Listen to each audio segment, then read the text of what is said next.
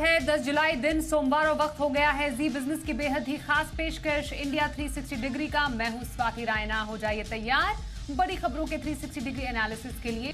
और इस वक्त की बड़ी खबर आपको बताएं, ताइवान की कंपनी फॉक्सकॉन ने वेदांता के साथ अपनी जॉइंट वेंचर को तोड़ दिया है। दोनों कंपनियां मिलकर भारत में सेमीकंडक्टर बनाने का प्लांट लगाने वाली थी, लेकिन अब फॉक्सकॉन ने इस डील को खत्म करने का ऐलान किया है। और इस बीच वेदांता का कहना है कि वो अपने चिप प्लांट के लिए प्रतिबद्ध है। आइए इस खबर पर ज्यादा डिटेल्स लेते हैं। जी मीडिया संवाददाता अमरीश पांडे हमारे साथ है। अमरीश, जरा समझना चाहेंगे क्या है पूरा मामला, ये डील आखिर क्यों टूटी? देखिए स्वाति, भारत सरकार ने एक बड़ी महत्वपूर्ण योजना, महत्वाकांक्षी योजना तैयार की थी, जो कि 76,000 करोड़ रुपए से ज्यादा के इंसेंटिव प्लान के साथ थी। और इसके साथ ही सरकार ये चाहती थी कि सेमीकंडक्टर क्षेत्र में भारत निर्माण के साथ साथ उसके फैब्रिकेशन, उसके टेस्टिंग, ये पूरा जो इंफ्रास्ट्रक्चर है वो डेवलप करे और कुल मिलाकर आत्मनिर्भर बने सेमीकंडक्टर के क्षेत्र में। क्योंकि जिस तरह से मैन्युफैक्चरिंग भारत में बढ़ रही है, उस तरह भारत को बहुत ज्यादा रिक्वायरमेंट होगी इस तरह के सेमीकंडक्टर्स की। और अगर ये प्रोडक्शन घरेलू होता है तो क्वालिटी और क्वांटिटी दोनों के साथ भारत आराम से चल सकता है। और इसी के लिए एक पूरा योजना तैयार की गई थी। इसको ध्यान में रखते हुए सरकार ने तमाम जो देश की कंपनियां हैं, इसके साथ साथ विदेशी कंपनियां, सबसे कहा था कि भारत में निवेश कीजिए। भारत में उसके लिए सेमिकॉन इंडिया करके पूरा एक प्रोग्राम डिजाइन किया गया था, जिसके तहत उसको कंपनियों को अप्रूवल से लेके, उसके जगह से लेके बाकी जो इंसेंटिव मिल रहे हैं, वो सब कुछ प्लान किया गया था। और इसी प्लान के तहत वेदांता ने जो दुनिया की सबसे बड़ी इस तरह की कंपनी मानी जाती है, ताइवानी कंपनी फॉक्सकॉन, उसके साथ एक जॉइंट वेंचर किया था। और वेंचर के साथ दोनों कंपनियां भारत में सेमीकंडक्टर चिप बनाने, फैब्रिकेशन और उसका जो पूरा इंफ्रास्ट्रक्चर है वो तैयार करने के लिए आगे बढ़ रही थी। जगह तय हो गई थी, गुजरात के धोलेरा के पास ये पूरा प्लांट लगना था। 19.5 बिलियन डॉलर का पूरा निवेश होना था। और 28 और 40 नैनोमीटर की जो फैब्रिकेशन यूनिट्स है वो इसमें लगनी थी। फैब्रिकेशन का पूरा इंफ्रास्ट्रक्चर तैयार होना था। लेकिन फॉक्सकॉन ने आज बिना कारण बताए इस डील से अपने आप को पीछे खींचा है और ये कहा है कि इस डील का जो हमारा हिस्सा है, कंपनी चाहे यानी कि वेदांता चाहे तो वो ले सकती है, हम इस डील में आगे नहीं बढ़ेंगे। और वेदांता ने उसके तुरंत बाद अपना स्टेटमेंट जारी करते हुए साफ शब्दों में कहा है कि चूंकि हमने ये प्रण किया है, हम अपने जो प्रोजेक्ट के साथ आगे बढ़ेंगे, हम प्रतिबद्ध है अपने प्लान के साथ। और इसके लिए हम जल्द ही दूसरे जो टेक्नोलॉजी पार्टनर्स है उनका चयन कर रहे हैं और इसमें जल्दी हमको सफलता मिलेगी। सरकार के साथ जो सेमिकॉन प्रोजेक्ट है, सेमिकॉन इंडिया का जो प्रोजेक्ट है, उसके साथ भी हमको पूरा सहयोग मिल रहा है। और दोनों ही किस्म के जो सेमीकंडक्टर्स हैं, यानी कि 28 नैनोमीटर के और 40 नैनोमीटर के, दोनों के लिए जल्दी हमको लाइसेंस भी मिल जाएगा। और जो तय तारीख है उसके साथ ही हम प्रोडक्शन करेंगे और उसी तरह से आगे बढ़ेंगे। कि प्रधानमंत्री ने सपना देखा है, उससे कहीं भी पीछे नहीं हटने वाले हैं। और सेमीकंडक्टर के क्षेत्र में भारत को अग्रणी बनाने का जो लक्ष्य लेकर चल रहा है भारत, उसमें हम पूरी तरीके से भारत सरकार के साथ हैं। ये कंपनी ने बयान जारी किया है। इसके साथ साथ सरकार ने भी इस पूरे उपक्रम पे, इस पूरे प्रकरण पे अपना बयान जारी किया और ये कहा है कि जिस तरह से दोनों कंपनियों ने आपस में डील की थी और दोनों डील टूटी है, हालांकि ये दोनों कंपनियों के बीच का मामला है, लेकिन इससे कहीं भी भारत सरकार के या भारत के सेमीकंडक्टर प्लान को कोई भी इम्पैक्ट नहीं पड़ेगा। यानी कि जिस तरह से सरकार आगे प्लान कर रही है, आगे बढ़ रही है, आपने पिछले दिनों देखा होगा प्रधानमंत्री मोदी गए थे यूएस और वहां से माइक्रोन, जो कि उस तरह की सबसे बड़ी कंपनी मानी जाती है, सबसे एक्सपर्ट कंपनी मानी जाती है, उसने भारत में निवेश किया है। वो भी गुजरात में प्लांट लगा रही है। 2025 तक उसका प्रोडक्शन भी शुरू होने का लक्ष्य किया गया है। तो ऐसे में सेमीकंडक्टर को लेकर जो भारत सरकार की योजना है उसको कोई सेटबैक नहीं लग रहा है। पहली चीज तो ये। दूसरा ये कि वेदांता ने स्पष्ट किया है कि कहीं भी हम अपने प्रोजेक्ट से पीछे नहीं हट रहे हैं और जल्द ही दूसरे नए टेक्नोलॉजी पार्टनर के साथ हम इस डील में आगे बढ़ेंगे। तो कुल मिलाकर ये डील जो फॉक्सकॉन ने बिना कारण बताए वापस की है, लेकिन वेदांता इस डील के साथ आगे बढ़ रहा है और जल्द ही नए टेक्नोलॉजी पार्टनर ढूंढेगा। हालांकि सरकार ने एक और अहम बात जरूर कही है कि फॉक्सकॉन और वेदांता दोनों अपने क्षेत्र में अच्छी कंपनियां हैं और भारत में उनका एक अच्छा निवेश है। और फॉक्सकॉन जरूरी पड़ेगा तो आगे इस तरह के निवेश के लिए आगे आएगी अकेले दम पे। जी जी, तो इस बड़ी खबर पर ज्यादा डिटेल्स दी आपने अमरीश। अमरीश, आप बने रहिए हमारे साथ क्योंकि आज की एक और बड़ी खबर पर आपसे अपडेट लेना है, और वो ये कि वित्तीय संकट से जूझ रही गो फर्स्ट को अब बेचने की तैयारी शुरू हो गई है। दरअसल गो फर्स्ट की इंसॉल्वेंसी प्रक्रिया की देखरेख के लिए नियुक्त आईआरपी यानी रेजोल्यूशनर प्रोफेशनल ने एयरलाइन की बिक्री के लिए एक्सप्रेशन ऑफ इंटरेस्ट यानी EOI मंगवाए हैं। अमरीश, तो गो फर्स्ट बिकेगी, क्या है तैयारी? देखिए स्वाति, अचानक एक दिन ऐसा घोषणा की थी गोफस ने कि हम अपने सारे ऑपरेशंस बंद कर रहे हैं, और चलती हुई एयरलाइन को अचानक उन्होंने ग्राउंडेड कर दिया था। और ग्राउंडेड करने के साथ साथ बीच बीच में वो तारीखें बढ़ा रहे थे, 2-2 दिन करके, कि अगले 2 दिन के लिए हम बंद है, अगले 2 दिन के लिए बंद है। और इसके साथ साथ उन्होंने सीधा, जिस दिन उन्होंने अनाउंसमेंट की थी कि हम ग्राउंडेड हो रहे हैं, उसके ठीक अगले दिन वो एनसीएलटी कोर्ट भी चले गए। उन्होंने साफ कहा कि हमारे पास पैसा नहीं है और हम कंपनी को नहीं चला पाएंगे। इसी बात को ध्यान में रखते हुए कंपनी ने जो अपनी तरफ से कोर्ट से आग्रह किया था कि जो उसकी तमाम देनदारियां हैं उसके लिए प्रेशर न बनाया जाए, और जो मदद की जा सकती होगी कंपनी की तरफ से या फिर प्राइज एंड विटनी यानी कि जिसके इंजन है उसकी तरफ से, उसमें सहूलियत हमको दी जाए। एनसीएलटी कोर्ट ने इसके लिए एक आईआरपी नियुक्त किया, और आईआरपी ने जो पूरा मैनेजमेंट है उसको डिसॉल्व किया, खुद से सारी चीजों को देखरेख कर रही थी। एक पूरा खाका तैयार किया गया कि किस तरह से इस पूरी कंपनी को वापस उड़ान लायक बनाया जा सकता है। वो खाका जो है शेयर किया गया था मिनिस्ट्री ऑफ सिविल एविएशन और डीजीसी के साथ। डीजीसी ने 4 और 6 यानी कि इसी महीने की 4 से 6 तारीख 3 दिनों के बीच जो पूरा इनका लाइनिंग है, दोनों जो ऑफिसेस है दिल्ली मुंबई के, इसके साथ साथ कितने जहाज इनके पास है, कितना इंफ्रास्ट्रक्चर, कितना पैसा इनके पास है, कितना स्टाफ इनके पास अभी भी बना हुआ है, उन सबका ऑडिट किया था। और आज उन सब के बाद जिस तरह की बातें अंदर खाने हुई हैं, उसके बाद आईआरपी ने आज एक विज्ञापन दिया अखबारों में, जिसमें साफ कहा जा रहा है कि कंपनी जो कि वाडिया ग्रुप प्रमोटर था जिसका, वो कंपनी अब ये विमानन कंपनी को आगे नहीं बढ़ाना चाहती है। तो जो इच्छुक पार्टियां हो वो अपने जो इंटरेस्ट है वो दिखा सकती है, और जो भी उनका बोलियां हैं वो 9 अगस्त तक जारी कर सकती हैं। 9 अगस्त के बाद बाकी जो पूरी प्रक्रिया होगी उसको 29 अगस्त तक पूरा करके जो जी अमरीश,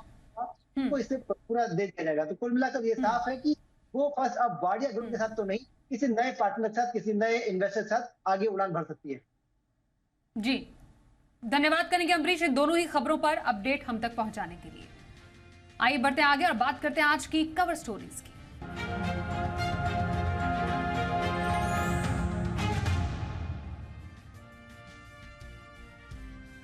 दिल्ली समेत पूरे उत्तर भारत में बारिश ने तबाही मचा दी है। सड़कें स्विमिंग पूल में तब्दील हो गई हैं।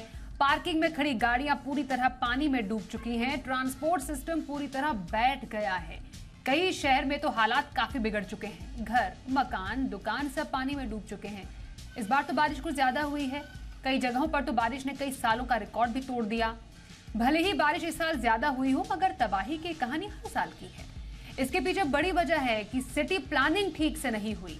शहरों में पानी भरने की कई वजह बताई जा रही हैं। नालों की सफाई नहीं होना, ड्रेनेज सिस्टम ठप होना। यही नहीं, आपने कई बार गौर किया होगा कि सड़कों की सफाई के दौरान नाली में कचरा फेंक दिया जाता है, जिसकी मॉनसून के पहले सफाई भी नहीं की जाती, और बारिश के दौरान ये नालियां जाम रह जाती हैं, जिसकी वजह से सड़कों का पानी बाहर नहीं निकल पाता। लेकिन ये छोटी छोटी वजहें हैं। सबसे बड़ी वजह है खराब सिटी प्लानिंग, पानी की निकासी की पर्याप्त व्यवस्था का ना होना, बेतरतीब बसावट, आबादी के हिसाब से बुनियादी व्यवस्था की कमी, तंग और संकरी गलियां और ओपन स्पेस की कमी। ऐसे में जब मूसलाधार बारिश होती है तो पानी निकलने की जगह नहीं बच पाती, और यही पानी घरों के अंदर घुस जाता है। तो हम इसे 2 उदाहरण से समझ सकते हैं। दिल्ली कि एक तरफ नोएडा है तो दूसरी तरफ है गुड़गांव। दिल्ली एनसीआर का पूरा ये इलाका माना जाता है। गुड़गांव की ही बात कर ले तो सड़कें हर साल 1-2 बारिश में ही डूब जाती हैं, क्योंकि शहर में चमचमाती गगनचुंबी इमारतें हैं, मगर ज्यादातर सड़कों के किनारे ड्रेनेज सिस्टम नहीं है। पूरे शहर में सीवेज की व्यवस्था भी नहीं है, जबकि नोएडा में शायद ही कभी पानी जमा होता हो, और इस बार के रिकॉर्ड तोड़ बारिश में भी वहां उतना पानी जमा हुआ नजर नहीं आया।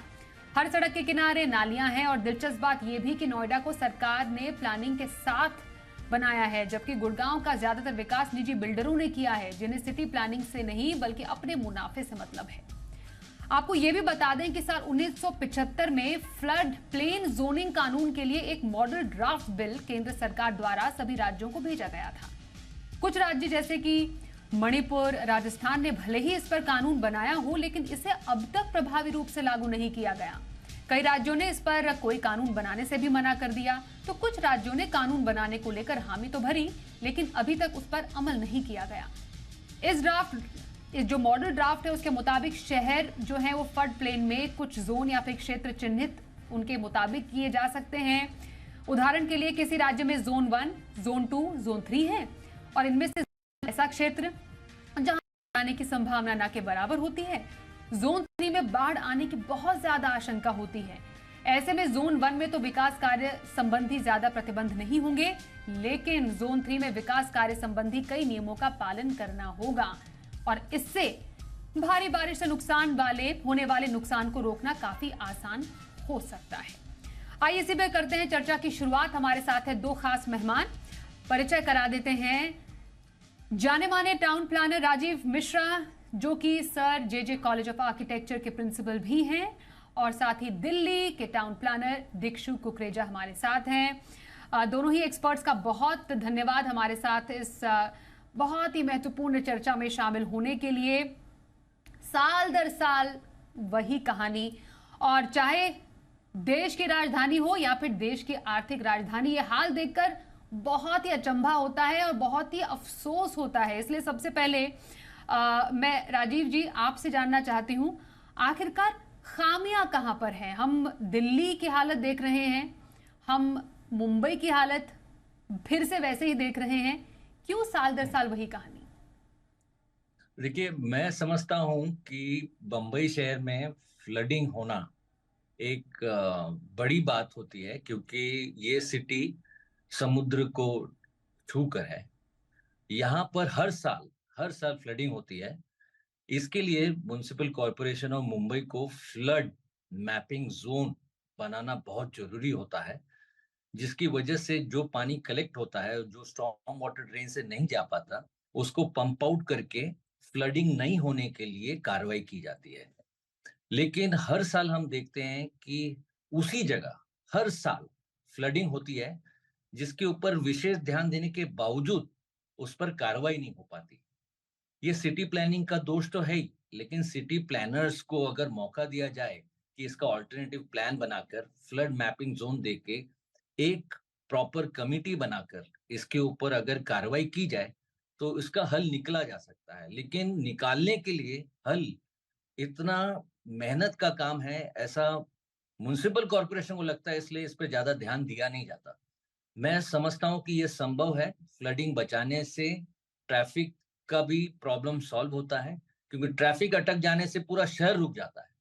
इसलिए मैं समझता हूं कि फ्लडिंग मैपिंग जोन करके ही इसका निवारण हो सकता है। तो आप कह रहे हैं कि फ्लड मैपिंग जोन से इस बड़ी समस्या का निवारण किया जा सकता है, लेकिन ये शायद उतना आसान ना हो जितना लग रहा है, क्योंकि इसमें मल्टी लेवल अप्रोच की जरूरत है, क्योंकि हर जगह से इसमें हमें साथ चाहिए सबका। सबसे इंपॉर्टेंट है सर, मैं दीक्षु जी के पास भी जाऊंगी। सर, मुंबई में तो मूसलाधार बारिश होती है हर साल, हम तस्वीरें हमेशा दिखाते हैं, मुंबई डूब गई, पानी पानी हो गई, सड़कें सैलाब में तब्दील हो गई। दिल्ली को क्या हो गया? सीएम कहते हैं कि दिल्ली बनी नहीं है इतनी बारिश के लिए। क्या हम सिर्फ इसी पर दोष मढ़ सकते हैं क्योंकि बादल इतने बरसे इसलिए दिल्ली डूब गई? क्या और कोई रोल नहीं है इसमें? नहीं स्वाति, इसमें ऑफ कोर्स ये सब चीज़ें तो बातें करने वाली हैं, बट द रियलिटी इज कि हर चीज़ का सल्यूशन है। अभी जैसे राजीव जी ने बताया, मुझे याद है बहुत साल पहले से हम सुन रहे हैं कि मुंबई शंघाई की तरह बेहतरीन हो जाएगा, और दिल्ली की तो बात ही हमेशा वर्ल्ड क्लास सिटी की तरह की जाती है। और ये वर्ल्ड क्लास सिटी में ये हो जाना, जिस तरीके की तस्वीरें आप दिखा रहे हैं, ये बहुत ही अनफॉर्चुनेट डेवलपमेंट है, और हर साल यही तस्वीरें देखने को मिलती हैं दिल्ली में। इसका मैं आपको सिंपल एक चीज बताएं कि अनलाइक बॉम्बे का, जैसे अभी इन्होंने टोपोग्राफी राजीव जी ने बताई, दिल्ली की तो इतनी फॉर्चुनेट टोपोग्राफी है कि यहाँ पे अरावली हिल्स है, और जैसे आप रिज एरिया भी देखते हैं जहाँ राष्ट्रपति का मकान है, और बाकी एरिया रिज का आप देखते हैं, तो पूरी एक नेचुरल ढलान है यमुना रिवर की तरफ। तो हमारी सिटी के अंदर natural drainage, natural topography already exist करती है दिल्ली में। अब ये जो प्रॉब्लम्स आ रही हैं फ्लडिंग को लेके, इसका वजह जो है बड़े सिंपल रीजन रीजंस हैं अगर आप इसको एनालाइज करें। एक तो है कि हम ईयर बाय ईयर दिल्ली में जो डेवलपमेंट करते जा रहे हैं, इसका जो ग्रीन कवर है, जितना जमीन सॉफ्ट एरिया होती थी, मिट्टी होती थी, उसको हमने ट्रांसलेट कर दिया इनटू कंक्रीट प्लानिंग। सड़कें वाइड हो गई हैं, हर जगह हार्ड पेविंग आ गई है, तो उसकी वजह से जो पानी एब्जॉर्ब हो जाता था अर्थ में, वो अब कम हो गया। उसके अलावा जैसे आपने बताया ड्रेनेज सिस्टम्स, नालियां चोक होना वगैरह, चलो वो सब चीजें तो हम देखते हैं and they are very easily doable solutions also. लेकिन मल्टीट्यूड ऑफ अथॉरिटीज जो दिल्ली में है, ये एक और प्रॉब्लम है। कॉन्स्टेंटली आप देखेंगे डिबेट शुरू हो जाती है कि ये प्रॉब्लम एमसीडी की है, कि एनडीएमसी की है, कि डीडीए की है, कि पीडब्ल्यूडी की है। इस तरीके की हर साल यही डिबेट सुनने को मिलती है। लेकिन इसमें रियलिटी ये है कि आज की डेट में मॉनसून हमें समझना चाहिए, हमारे देश भर के लिए ये एक बून है, ये एक नेचुरल ब्लेसिंग है, जिसके बिना तो हमारा देश तबाही की ओर बढ़ सकता है। क्योंकि यहीं पे तो हर साल हमें इतना वाटर मिलता है, चाहे वो फार्मर्स को हो, चाहे वो सिटीज में हो। तो ये वाटर के लिए मेरी बिलीफ ये है कि एक इंटीग्रेटेड वाटर मैनेजमेंट पॉलिसी आनी चाहिए, कंट्री वाइड भी और सिटी वाइड भी, ताकि ये इसमें इतने तरीके हैं सॉल्व करने के प्रॉब्लम कि हमें नेचुरल वाटर रिजर्वॉयर्स क्रिएट करने चाहिए। जहां पे हमारी लेक्स हैं, दिल्ली में बहुत सारी लेक्स हैं, बहुत सारे डिप्रेशंस हैं, वहां पे पानी कैसे स्टोर किया जाए। आरडब्ल्यूएस को इन्वॉल्व करके जो कॉलोनी के पार्क्स हैं, उसके अंडर रेन वाटर हार्वेस्टिंग करके और वाटर रिजर्वॉयर्स क्रिएट किए जा सकते हैं। तो ये सारे तरीके हैं जिससे ये पानी बजाय ऐसे सड़कों पर इकट्ठा हो रहा है, ये पानी तो हमारे लिए पूरे साल भर के लिए, बाकी साल के लिए ये एक एसेट बन सकता है। आपको पता है अभी 6 महीने बाद हम बात करेंगे कि Delhi is going to become the driest city in the world. यहाँ पानी नहीं है पीने का बच रहा, सब सॉइल वाटर सारा रिसीड कर रहा है। तो ये कैसा कि किसी समय साल में हम कहते हैं कि फ्लडिंग हो गई इस शहर में, किसी समय हम कहते हैं कि शहर सूख रहा है। तो ऑब्वियसली यहाँ पे कहीं ना कहीं प्लानिंग में भी प्रॉब्लम है, इसकी जो अथॉरिटीज एंड अर्बन एडमिनिस्ट्रेशन है वहां पे प्रॉब्लम है। और एक और चीज यहाँ पे जो देखने वाली है, आपने भी पॉइंट आउट किया है दीक्षु सर, और मैं आपके पास सर फिर से आती हूँ क्योंकि इन पॉइंट्स को और भी समझना बहुत इंपॉर्टेंट है। क्योंकि राजीव जी ने बताया यहाँ पर कि फ्लड मैपिंग जोन होना चाहिए। सर 1975 का फ्लड प्लेन जोनिंग कानून भी बनाया गया, इसका ड्राफ्ट जो आया, जो हम अपनी रिपोर्ट में भी बता रहे थे, उसको वो कभी लागू ही नहीं हो पाया, मतलब अमली जामा भी उसको पहनाया नहीं गया। तो मतलब जब आपके पास कानून भी है, उसका ड्राफ्ट भी तैयार किया गया, वो अगर लागू नहीं हो पाया तो अब इसमें और क्या किया जा सकता है? अब थोड़ा सा फॉरवर्ड लुकिंग अगर समझे राजीव सर आपसे, हम तो बड़े शहरों की बात करें, मिलेनियल सिटी गुड़गांव, बड़ी बड़ी गगनचुंबी इमारतें वहां पर है, लोग रह तो रहे इमारतों में, लेकिन नीचे शायद उनको तैर कर जाना होगा अपनी बड़ी बड़ी गाड़ियों में। और डीएलएफ जैसे बड़े बिल्डर ने गुड़गांव सिटी को बिल्ड किया। तो बड़े शहरों का यह हाल है, तो छोटे शहरों का तो और भी ज्यादा बुरा हाल है। क्या कुछ गुंजाइश है बेहतरी की? क्या टाउन प्लानिंग में ऐसा कुछ किया जा सकता है जिससे कि ये जो बिगड़ गए हालात, उसको टाउन प्लानिंग से सुधारा जा सके? एक्चुअली टाउन प्लानिंग की जो भी मात्रा में प्लानिंग होती है वो म्युनिसिपल कॉर्पोरेशन के अप्रूवल से ही होती है। बिना अप्रूवल के आप प्लानिंग इंप्लीमेंट नहीं कर सकते। लेकिन मुझे ऐसा लगता है कि लोकल गवर्नमेंट जैसे municipal corporation of any city को क्लाइमेट चेंज बड़ा सीरियसली तरीके से लेना होगा। वो क्लाइमेट चेंज को बड़ा कैजुअली लेते हैं। उनको ऐसा लगता है क्या है, अगर फ्लड है तो थोड़ी देर में निकल जाएगा पानी, उसमें क्या है। लेकिन उसकी वजह से जो दिक्कतें होती हैं, जिसकी वजह से जो इंफ्रास्ट्रक्चर पर प्रॉब्लम होता है, जिसकी वजह से शहर रुक जाता है, वो गंभीरता से नहीं लिया जाता। ट्रैफिक वाला बोलता है ये वाटर मैनेजमेंट का काम है, वाटर मैनेजमेंट बोलता है ये रोड डिपार्टमेंट का काम है, जिसकी वजह से कोई जवाबदारी नहीं लेता। तो एक जवाबदारी निश्चित करने वाली एजेंसी हमको निर्धारित करनी होगी।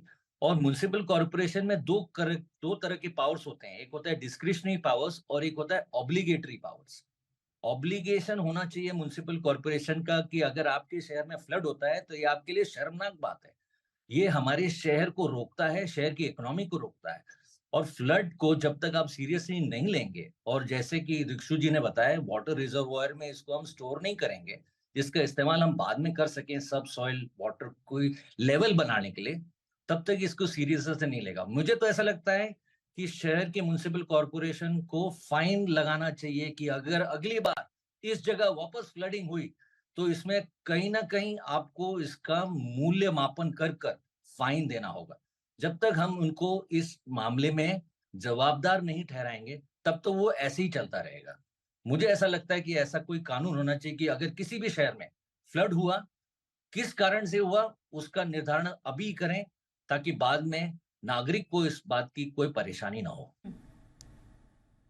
बिल्कुल सर। मैं दीक्षु जी आपसे जानना चाहूँ, दिल्ली से बहुत दूर नहीं है, चंडीगढ़ की हम बात करते हैं। चंडीगढ़ को बहुत ही ज्यादा प्लान्ड सिटीज में माना जाता है, तो वहां पर ऐसा क्या खास हुआ है, वहां पर ऐसा क्या अलग टाउन प्लानिंग में किया गया है जो हम देश की राजधानी जैसे दिल्ली या मुंबई में नहीं कर पाए और चंडीगढ़ और बाकी इन छोटी टियर 2 सिटीज में कर पाए हैं, उसको करने में सफल हो पाए हैं? क्या सीख ले सकते हैं हम ऐसी सक्सेसफुल एग्जाम्पल से?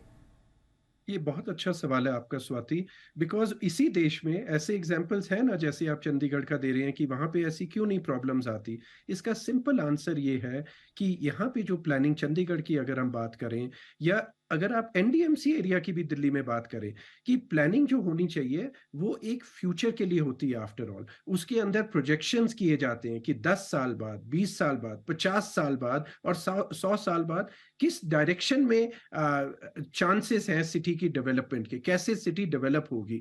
और आज की डेट में मैं देखता हूं कि बहुत जगह जो प्लानिंग के अथॉरिटीज जो मीडियम देती हैं, इतना मायोपिक रहता है कि नहीं, इसको हम इतना चौड़ा नहीं बनाएंगे, नालियां इतनी बड़ी नहीं बनाएंगे क्योंकि इसमें पैसा ज्यादा लग जाएगा। तो ये जो अभी बात कर रहे हैं राजीव जी, बहुत अच्छा पॉइंट इन्होंने रेज किया है कि आंसरेबल कौन है इसमें। प्राइवेट इंडिविजुअल्स पे तो झट से फाइन लग जाते हैं हर चीज के लिए, बट इनके लिए कौन सा लॉ अप्लाई होता है?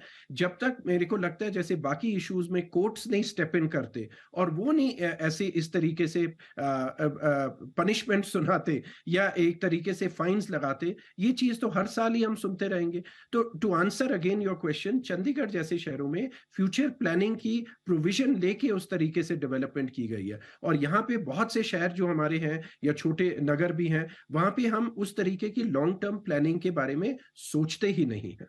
और वो इसलिए है क्योंकि जो अर्बन एडमिनिस्ट्रेशन है वो उस तरीके से करती नहीं, मायोपिक सोचते हैं, नहीं इसमें 10 लाख कम कर दो तो बजट कम रहेगा प्रोजेक्ट का, उसमें नाली बननी है, नाली बाद में बन जाएगी, अभी नाली छोटी करो बाद में चौड़ी बना दी जाएगी। इस तरीके से थोड़ी ना प्लानिंग करी जाती है। राजीव जी, आई एम श्योर कि काफी हुक्मरान अभी हमें सुन रहे होंगे, प्रशासन से जुड़े लोग अगर हमारा कार्यक्रम देख रहे हैं। आप एक बहुत जाने माने टाउन प्लानर रह चुके हैं। इस मॉनसून से लेकर अगले मॉनसून तक, हम चलिए लंबा नहीं सोचते हैं, इस मॉनसून से अगले मॉनसून तक ही सोचते हैं, मॉनसून से मॉनसून तक शहरों की प्लानिंग में क्या क्या शामिल होना चाहिए?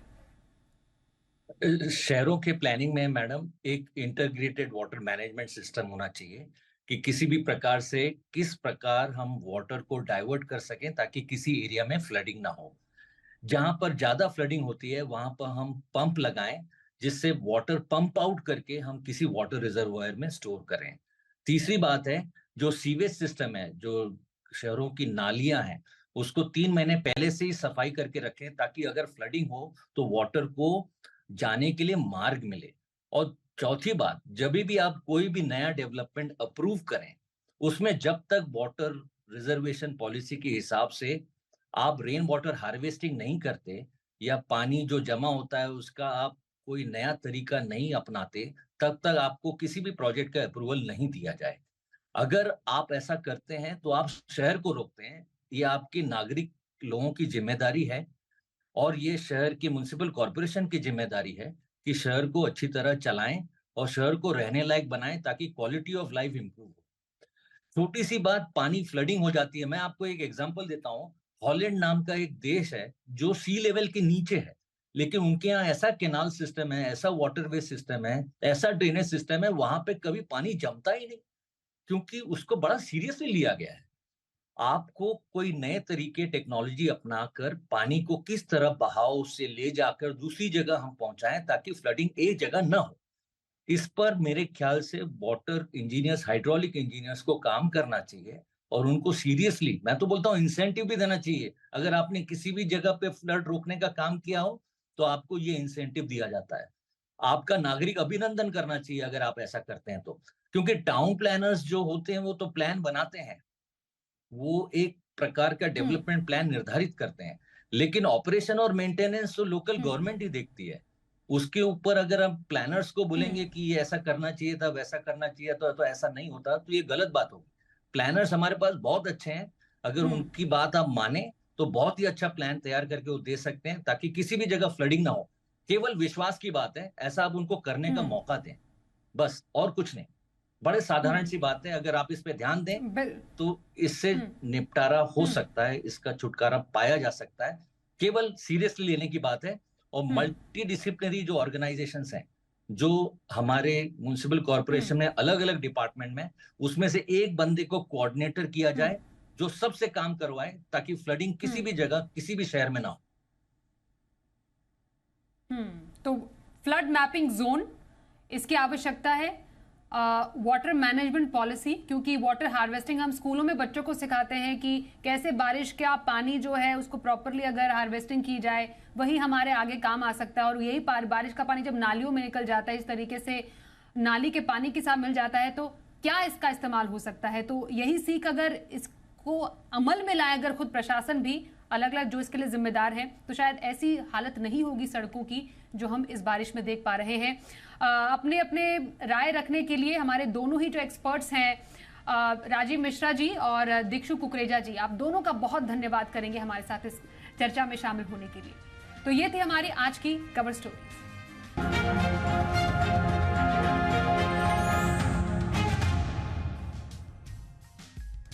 तो उन शहरों की बात जहां बारिश ने तबाही मचा रखी है, सबसे पहले बात करते हैं साइबर सिटी गुरुग्राम की। गुरुग्राम इन दिनों अपनी लाचारी पर उड़ रहा है। हर साल बारिश आती है, विकास की वो शक्ल दिखती है जो हम सबको शर्मसार कर देती है। कहने को तो यहाँ पर मल्टीनेशनल कंपनियों के दफ्तर हैं, लेकिन कर्मचारी बारिश में घुटनों तक पानी में दफ्तर जाने को मजबूर है।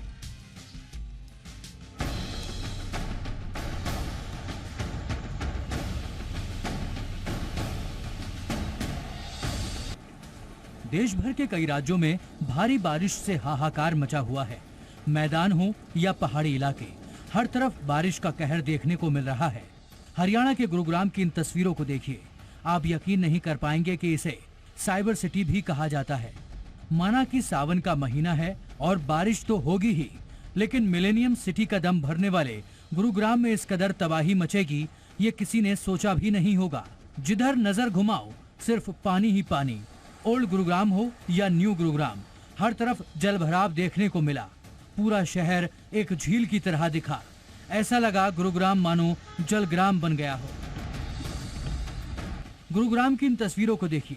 साइबर सिटी किस कदर तरक्की कर रही है ये आपको बेहतर दिख जाएगा।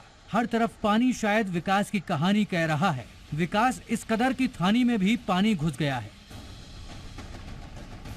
गुरुग्राम में बारिश ने किस कदर तबाही मचाई है, ये जिला प्रशासन की लाचारी से समझा जा सकता है। बारिश के बाद सड़कों पर भरे पानी की बद इंतजामी पर जिला प्रशासन ने अब कॉर्पोरेट कंपनियों को बड़ा आदेश जारी किया है। डीसी ने कंपनियों को वर्क फ्रॉम होम कराने के आदेश दिए हैं। गुरुग्राम में बारिश के बाद अलग अलग जगहों पर जलभराव की समस्या देखने को मिली। राजीव चौक पर मेदांता अस्पताल से सिविल लाइन की तरफ जाने वाले अंडरपास में भी लबालब पानी भर गया। जिला प्रशासन की तरफ से लाख दावे किए गए थे कि मानसून की बारिश में जलभराव नहीं होगा, लेकिन इस बार सड़कों पर ही नहीं बल्कि अंडरपास के अंदर भी जलभराव की समस्या देखने को मिल रही है। भारी बारिश की वजह से शहर के सदर, सिटी और सिविल लाइन पुलिस थाने में पानी भर गया। सबसे ज्यादा जलभराव सुभाष चौक वाले सदर पुलिस थाने में था। यहाँ पर थाने के पूरे कैंपस में पानी भर गया। यहाँ पर जलभराव की समस्या कई सालों से है, लेकिन प्रशासन आज तक इस समस्या का समाधान नहीं कर पाया। अब हम आपको एक और तस्वीर दिखाते हैं। शहर में बारिश के बाद क्या हालात हैं, ये आपको सोहना एलिवेटेड एक्सप्रेसवे की सर्विस रोड को देखकर ही पता लग जाएगा। यहाँ करीब 1 किलोमीटर तक जलभराव से चारों तरफ पानी भर गया। लोगों को भारी मुसीबतों का सामना करना पड़ा। यही हाल बारिश के बाद बसई रोड का भी है। यहाँ करीब 1 किलोमीटर तक जलभराव हो गया, जिसकी वजह से लोग बहुत परेशान हुए। मुंबई एक्सप्रेसवे को जोड़ने वाले एक्सप्रेसवे की सर्विस रोड पर करीब 2 फीट तक पानी भर गया। प्रशासन को भला किसकी परवाह है, जाम लगे या फिर कोई हादसा हो। गुरुग्राम की यही नियति बन गई है।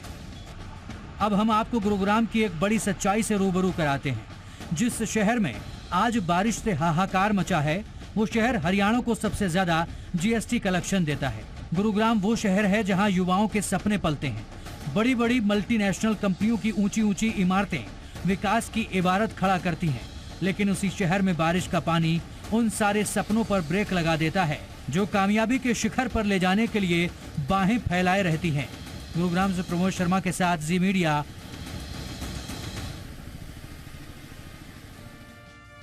देश की राजधानी दिल्ली, यहाँ पर सब कुछ है, लेकिन नहीं है तो बारिश के दौर में सुकून। सड़कें दरिया बन जाती हैं, मोहल्ला तालाब जिसमें आप तैर कर जा सकते हैं। आप सब सोचते रहते हैं कि दिल्ली की क्या यही नियति है? क्या हर साल दिल्ली बारिश के पानी में ऐसे ही डूबती रहेगी?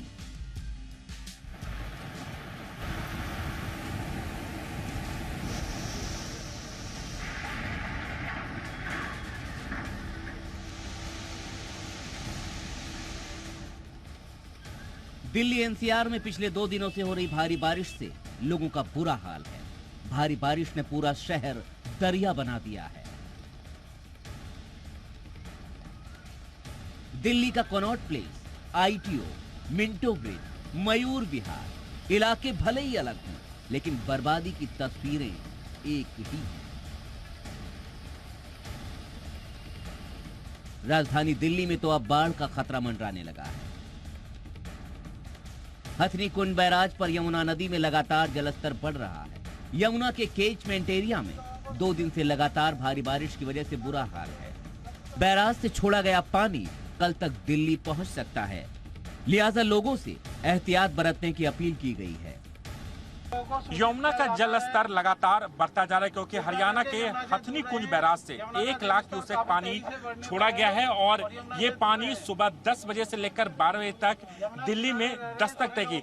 लेकिन दिल्ली सरकार ने इसकी पूरी तैयारी की है। फ्लड डिपार्टमेंट ने अपने तमाम जो बोट हैं वो तैयार कर रहे हैं। लगभग 45 बोट तैयार किए हैं और यमुना का जलस्तर बढ़ने से दिल्ली के 6 जिले प्रभावित होंगे। पल्ला से लेकर जैतपुर तक तमाम जगहों पर इस तरह से अनाउंसमेंट कराया जा रहा है और अनाउंसमेंट करके जो लोग यमुना किनारे रह रहे हैं उन्हें हटने के लिए दिया गया है। और इसके साथ साथ जो डीएम और एसडीएम लेवल की लगातार मीटिंग चल रही है। जो लोग यमुना किनारे रह रहे हैं उन्हें सुरक्षित स्थान पहुंचाने की भी तैयारियां शुरू कर दी गई। बारिश से राजधानी दिल्ली पानी पानी है। मूसलाधार बारिश से पूरी दिल्ली त्राहिमाम त्राहिमाम कर रही है। कई इलाकों में पानी भर गया है। दिल्ली में 41 साल बाद जुलाई में इतनी बारिश दर्ज की गई। अंडरपास और सड़कों पर डूबी गाड़ियां और चलती नावों की तस्वीरें सोशल मीडिया पर खूब वायरल हुई हैं। हालात इतने खराब हो गए कि सरकार को रविवार को अफसरों की छुट्टियां रद्द कर सड़कों पर उतारना पड़ा। खुद मंत्रियों ने भी पानी में उतरकर जायजा लिया। दिल्ली सरकार में मंत्री आतिशी खुद आईटीओ पहुंची और पानी में डूबी सड़क पर चलकर लोगों की परेशानी को खुद महसूस करने की कोशिश की।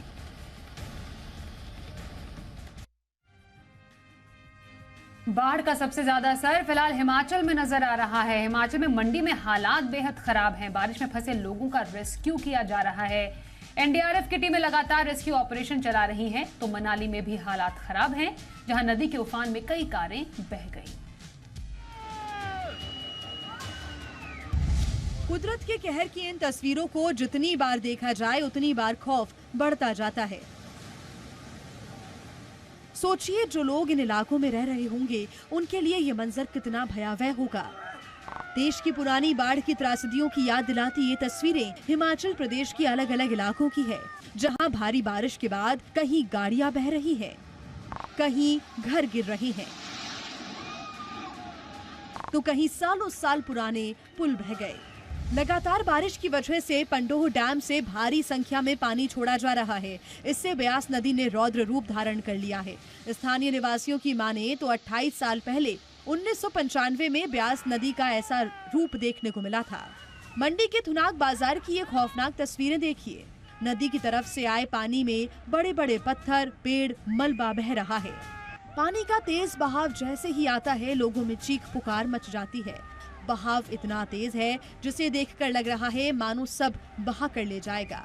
अचानक से आई फ्लैश फ्लड में एक मकान भी तिनके की तरह बह गया। लोग छतों पर खड़े होकर इस सैलाब को सब कुछ बहाते ले जाते देखने को मजबूर थे। ब्यास नदी का रूप ऐसा है जिसे देखकर लग रहा है मानो सब बहा ले जाएगा।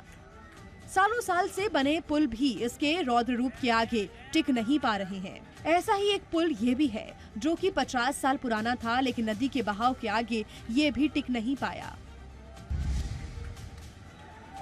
ऐसे मुश्किल हालातों के बीच एनडीआरएफ लगातार रेस्क्यू ऑपरेशन चला रही है। ऐसे ही एक ऑपरेशन के जरिए लोगों को रस्सी के सहारे सुरक्षित बाहर निकाला गया।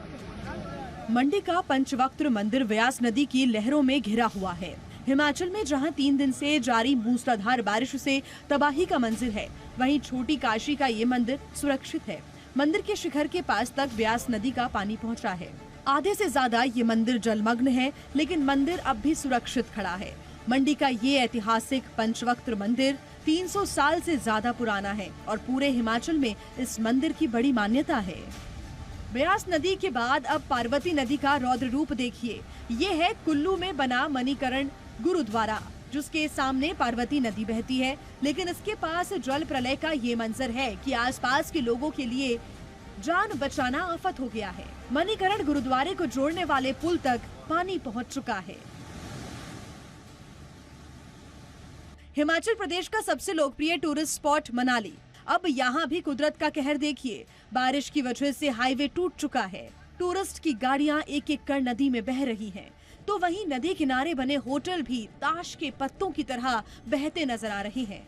भारी बारिश और बाढ़ से मनाली ले हाईवे भी बंद हो गया। अटल टनल रोहतांग के पास तेलिंग नाले में लगातार बाढ़ से हाईवे को बंद करना पड़ा।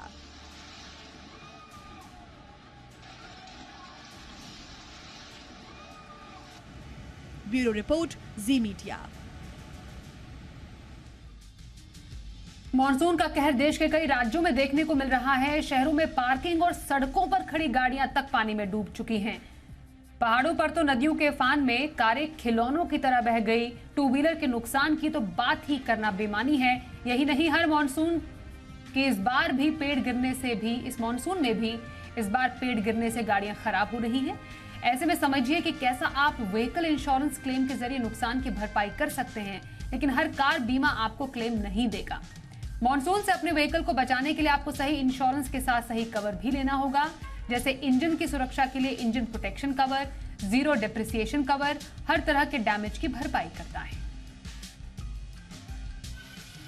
बेसिकली आप इंश्योरेंस लेने के बाद आपको आपके गाड़ी को अगर मॉनसून के कारण नुकसान हुआ है या और भी कोई कारण की वजह से नुकसान हुआ है तो आपको डेफिनेटली क्लेम मिलेगा। Hyundai की मोस्ट अवेटेड कार एक्स्टर का इंतजार हो चुका है खत्म। कंपनी ने भारतीय बाजार में अपनी सबसे सस्ती SUV लॉन्च कर दी है। कंपनी ने अपनी इस नई कार के बेस वेरिएंट को 5,99,000 रुपए की शुरुआती कीमत में पेश किया। इसके टॉप वेरिएंट के लिए आपको 9,31,000 रुपए देने होंगे।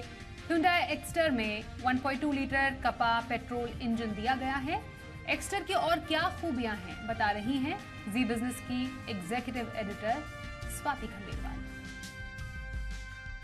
Hyundai Motor India ने अपनी एंट्री लेवल SUV एक्स्टर को फाइनली ग्लोबली अनवील कर दिया है। प्राइसिंग रखी है starting with 6 lakh all the way up to 10 lakh rupees. बहुत अग्रेसिव प्राइसिंग है और इंटरेस्टिंग बात यह है कि इस वक्त मार्केट में बहुत ज़्यादा कंपटीशन नहीं है। It actually just goes against Tata Punch, to some extent Maruti Ignis, but Punch is the real competition because उनके नंबर्स काफ़ी ज़्यादा है यहाँ पर।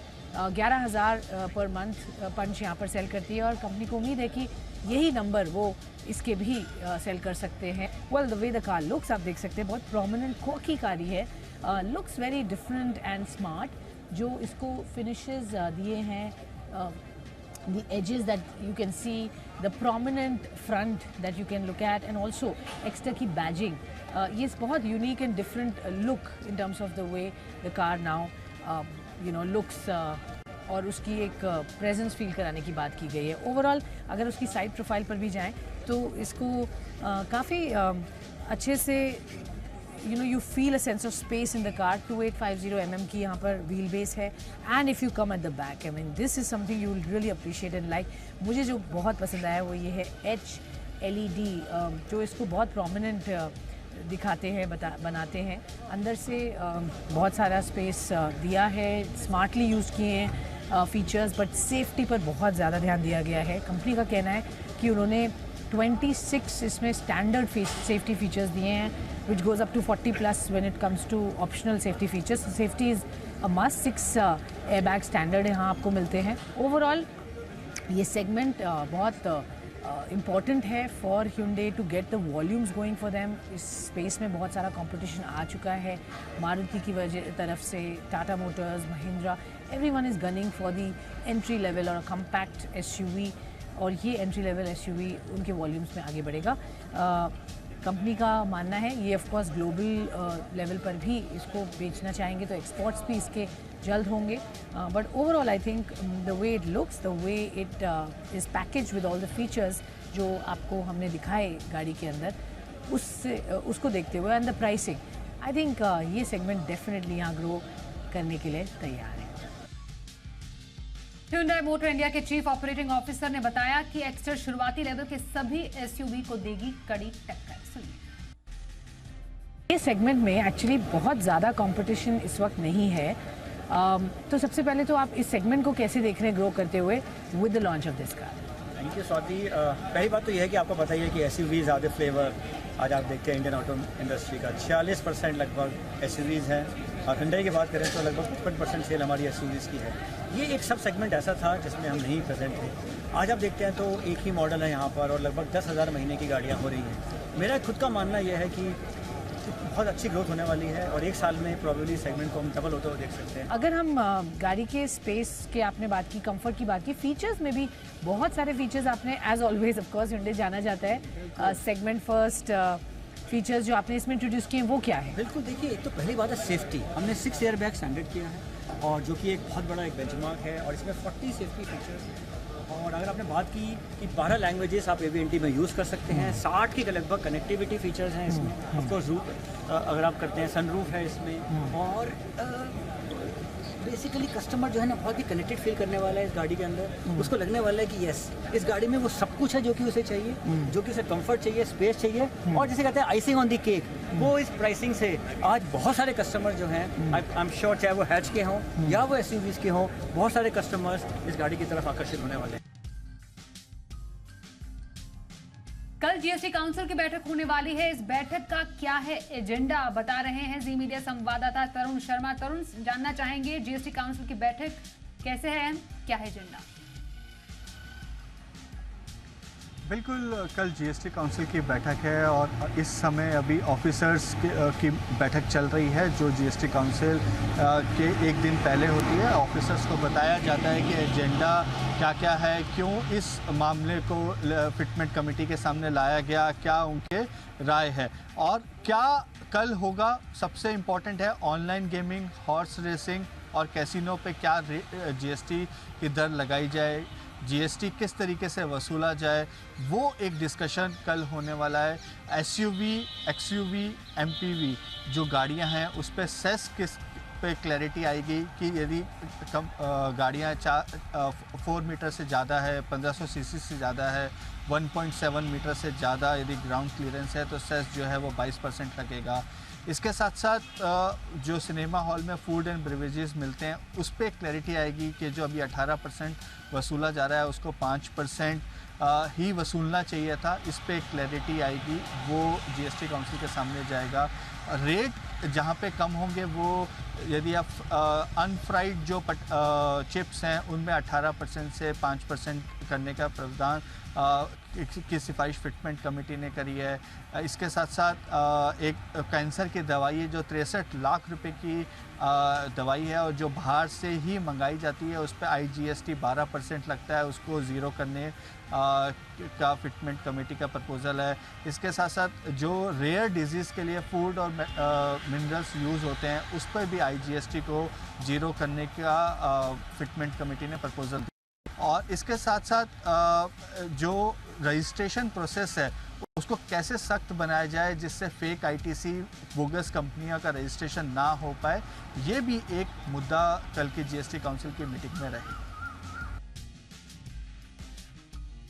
शेयर बाजार का हाल आपको बताएं. अब कारोबारी हफ्ते के पहले दिन बाजार में उतार चढ़ाव का मूड माहौल दिखा. निफ्टी 24 अंक चढ़कर 19,350 के पार बंद हुआ.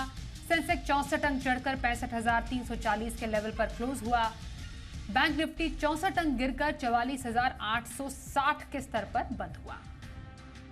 मार्केट में कहां था सबसे ज्यादा एक्शन, बता रहे हैं हमारे सहयोगी अरमान नाहर।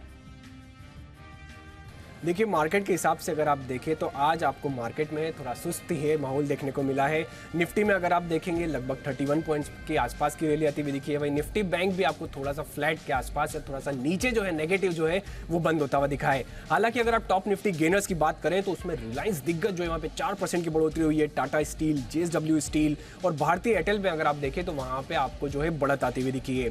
वही निफ्टी अगर लूजर्स की बात करें तो आप इंटरेस्टिंगली आज टाइटन जो है वहाँ पर आपको गिरावट आई है, लगभग 3% से ज्यादा की गिरावट वहां पर आती हुई दिखी है। HCL टेक, TCS जो IT सेक्टर में वहां पर थोड़ी गिरावट वहां पर भी आती हुई दिखी है। और पावर ग्रिड की बात करें तो वहां पर भी 2% के आसपास की गिरावट है। अब कौन से स्टॉक्स रहे फोकस में? साइन DLM जहां पर बढ़िया लिस्टिंग होती हुई दिखी तो वो तो फोकस में रही सही। कीस्टोन रियल्टर्स में भी आज बढ़िया लगभग 7% के आसपास की तेजी आई और सूला वाइनयार्ड और ICICI प्रूडेंशियल में भी लगभग 4% से ऊपर की आपको तेजी आती हुई दिखी। अब टॉप गेनर्स की बात करें तो एक्सचेंजिंग सॉल्यूशन जहां पे जो डिविडेंड डिक्लेरेशन तो होता हुआ दिखा, उस खबर के चलते बढ़िया तेजी में रहा। मजगांव डॉग में भी 10% के आसपास की तेजी रही और इस्पाक और आइनॉक्स लिमिटेड की बात करें तो वहां पर भी आपको तेजी जो है बढ़िया आती हुई दिखी। अब लूजर्स की अगर आप कैटेगरी देखें, जो निफ्टी के अलावा अगर लूजर्स है तो उसमें आपको आइडिया फूड्स लगभग 11% की गिरावट आती हुई दिखी, जो कि बढ़िया लिस्टिंग हुई थी। उसके बाद आज गिरावट आपको आती हुई दिखी। प्रिज्म जॉनसन, साइंट और बालकृष्ण इंडस्ट्रीज जैसे स्टॉक दिखेंगे जहां पर गिरावट आती हुई दिखी। ओवरऑल अगर आप देखें जो आज के मार्केट में आपको सुस्ती होते हुए दिखा। हालांकि निफ्टी कुछ पॉइंट्स जो है ऊपर बंद हुआ और निफ्टी बैंक में अगर आप देखें तो कुछ पॉइंट नीचे जो है वो बंद होते हुए दिखा। रिलायंस रिटेल का इक्विटी शेयर कैपिटल घटाने का फैसला किया गया है, तो कैसा होगा शेयर धारकों पर इसका असर, समझते हैं हमारी सहयोगी नूपुर से। रिलायंस इंडस्ट्रीज आज फोकस में था क्योंकि कंपनी की तरफ से 2 बड़े अनाउंसमेंट आते हुए दिखे थे। पहला अनाउंसमेंट जहां पे रिलायंस रिटेल के जो इक्विटी शेयर कैपिटल है उससे घटाने का कंपनी ने फैसला लिया है। जो शेयर होल्डर्स है उन्हें 1362 के भाव पर भुगतान किया जाएगा। जो माइनॉरिटी शेयर होल्डर्स के पास शेयर है उन्हें 1362 रुपये दिए जाएंगे पर शेयर के बदले में। साथ ही साथ जो होल्डिंग कंपनी और प्रमोटर को छोड़ के जितने भी शेयर है वो रद्द हो जाएंगे। रिलायंस रिटेल की होल्डिंग कंपनी है रिलायंस रिटेल वेंचर्स लिमिटेड। अब मैं आपको जो शेयर होल्डिंग का स्ट्रक्चर है वो बता देती हूँ। रिलायंस रिटेल वेंचर की सबसे रिलायंस रिटेल वेंचर की जो रिलायंस रिटेल में हिस्सेदारी है वो करीबन 99.93% के आसपास की, और रिलायंस इंडस्ट्रीज जो लिस्टेड कंपनी है उसका रिलायंस रिटेल वेंचर्स में 85% की हिस्सेदारी है। किसको ये 1362 रुपये प्रति शेयर दिए जाएंगे? तो रिलायंस रिटेल के जो माइनॉरिटी शेयर होल्डर्स है जिनके पास 0.07% स्टेक है, उन शेयर होल्डर्स को 1362 रुपये प्रति शेयर दिए जाएंगे कंपनी की तरफ से। रिलायंस रिटेल में जो ऑफलाइन कारोबार है, जो ऑफलाइन स्टोर्स है रिलायंस रिटेल के, वो आता है। और रिलायंस रिटेल वेंचर्स जो होल्डिंग कंपनी है उसमें ऑफलाइन के साथ साथ ऑनलाइन कारोबार दोनों ही आता है। अब वैल्यूएशन की बात करें तो इस भाव पर 31 टाइम्स दिया गया EV to EBITDA। Reliance retail venture का वैल्यूएशन करीबन 9.5 लाख करोड़ के आसपास का आता है और उसी अकॉर्डिंगली रिलायंस रिटेल का जो रिलायंस रिटेल वेंचर्स में वैल्यूएशन होगा वो करीबन 7.5-8 लाख करोड़ के आसपास का होगा। ये एक बड़ा अनाउंसमेंट आया था। इसके अलावा रिलायंस स्ट्रेटेजिक इन्वेस्टमेंट और रिलायंस इंडस्ट्रीज के डीमर्जर की भी 20 जुलाई को रिकॉर्ड डेट तय की गई है। 1:1 के रेशियो में शेयर्स अलॉट किए जाएंगे और डीमर्जर के बाद रिलायंस स्ट्रेटेजिक इन्वेस्टमेंट का नाम बदलकर जियो फाइनेंशियल सर्विसेज होगा। तो 2 बड़े अनाउंसमेंट के चलते आज रिलायंस इंडस्ट्रीज पूरे दिन फोकस में रहा। प्रधानमंत्री नरेंद्र मोदी 13 जुलाई और 14 जुलाई को फ्रांस के राष्ट्रीय पर्व की परेड में विशिष्ट अतिथि के रूप में मौजूद रहेंगे। इस बार की परेड में भारत की तीनों सेनाएं भी मौजूद रहेंगी।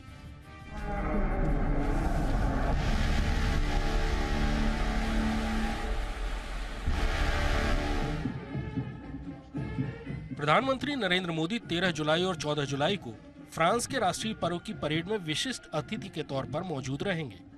इस बार की परेड में भारत की तीनों सेनाएं भी मौजूद रहेंगी। भारतीय वायुसेना के रफाल विमान फ्रांसीसी एयरक्राफ्ट के साथ फ्लाई पास्ट में हिस्सा लेंगे। नौसेना के 4 अफसर और 64 नौसैनिक परेड में शामिल होंगे। साथ ही जंगी जहाज INS चेन्नई भी 12 जुलाई से 16 जुलाई तक फ्रांस में ही रहेगा। भारतीय सेना ने पंजाब रेजिमेंट का दस्ता भेजा है जो परेड में हिस्सा लेगा। इस दौरे में केवल भारतीय सेनाओं की ही उपस्थिति फ्रांस में नहीं होगी, बल्कि प्रधानमंत्री मोदी की इस यात्रा में भारत और फ्रांस के बीच रक्षा के क्षेत्र में कई महत्वपूर्ण समझौते हो सकते हैं।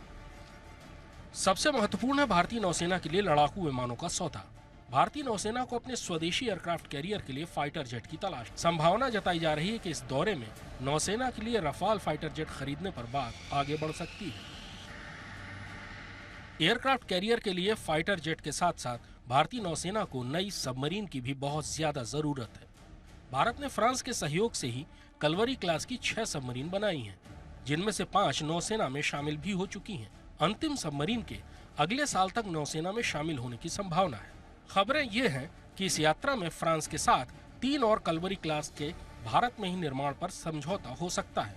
अगर ये समझौता हो गया तो नौसेना के सबमरीन बेड़े में जल्द इजाफा हो सकता है, यानी हिंद महासागर में भारत के शत्रुओं की तकलीफ और बढ़ सकती है। इस सौदे के हो जाने से भविष्य में मल्टी रोल और दूसरे हेलीकॉप्टरों के लिए देश में ही ताकतवर इंजन उपलब्ध होगा। प्रधानमंत्री मोदी की फ्रांस यात्रा के दौरान सबसे ज्यादा जोर रक्षा के क्षेत्र में आत्मनिर्भर भारत पर रहने की संभावना है।